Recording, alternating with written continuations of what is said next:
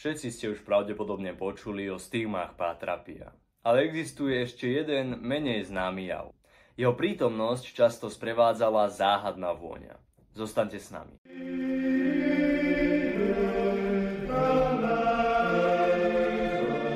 Vítajte na YouTube kanáli Po stopách Pátra Pia.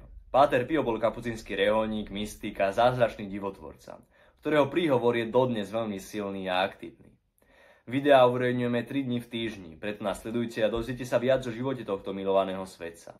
Objavte, ako sa odkaz Pátra Pia môže dotknúť vášho života a životov vašich blízkych. Prihláste sa preto na odber a poďme sa spoločne vydať na túto duchovnú cestu. Na začiatok ešte zo srdca ďakujeme všetkým členom nášho programu Rodina citeľov Pátra Pia. Vaša štedrosť pomáha týmto videám zasiahnuť tisíce duší. Ak ešte nie ste členom, pridajte sa dnes a staňte sa súčasťou modlitebného spoločenstva pod ochranou Pátra Pia. Kliknite na odkaz v popise nižšie a dozviete sa viac.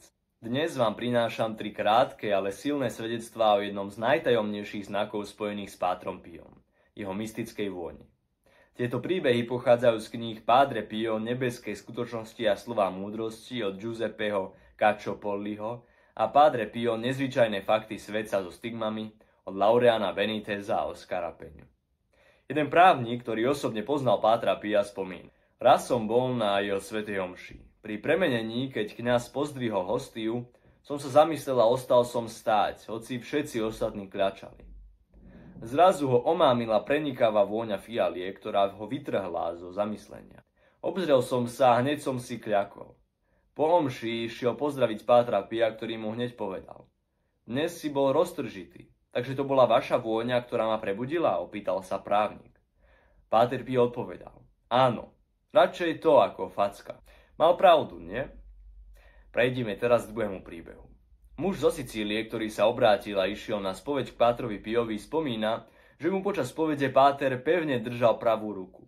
Po návrate domov si všimol, že jeho ruka nádherne vonia.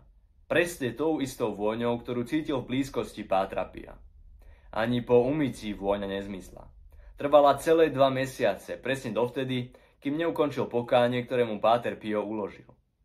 Keď pokánie skončilo, vôňa zmizla. Pokúšal sa ju znovu predstaviť, ale neúspešne. Odkiaľ táto vôňa skutočne pochádza? Odpoveď dal sám Páter Pio. Františkán brat Modestino, vrátnik v kláštore, raz počas svätej omše tak silno zacítil vôňu Pátra Pia, že mal pocit, že omdlie. V duchu ho poprosil, aby prestal. V tej chvíli vôňa okamžite zmizla. Neskôr sa opýtal, či to bol on. Páter Pio odpovedal: Syn môj, to nie som ja, to Pán rozhoduje, kto ju cíti a kedy. Všetko sa deje keď a ako chce on. Tieto príbehy nám pripomínajú, že nadprirodzené je skutočné a je nám bližšie, než si myslíme. Mystická vôňa Pátra Pia je tichým, ale mocným znakom, že nebo je blízko. V dnešnom svete plnom rozptýlení a hluku nás tieto znamenia pozývajú zastaviť sa a vrátiť k tomu, na čom skutočne záleží. K čistote, úcte a večnosti. Ďakujeme, že ste si pozreli toto video. Ak sa vám páčilo, dajte mu like a zdieľajte ho, aby sa odkaz Pátra Pia mohol šíriť ďalej. Nech vás Panna Mária a Páter Pio požehnajú a tešíme sa na vás pri ďalšom videu.